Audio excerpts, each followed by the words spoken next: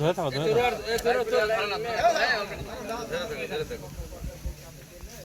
আল্লাহ তোমার বান্দাদের আশা কবুল করুন। আমার বাইতুল্লাহর একটি অংশ মসজিদ নির্মাণের জন্য ইয়া আল্লাহ আমরা উদ্যোগ নিয়েছি। ইয়া আল্লাহ তুমি এই মসজিদকে তুমি তোমার নিজ হাতে রক্ষা করিয়ে নাও। আসলে এখানে আমার বলার কিছু নেই, আপনারা আমার পরিচয় জানেন, আমি আপনাদেরই পার্শ্ববর্তী গ্রামের সন্তান।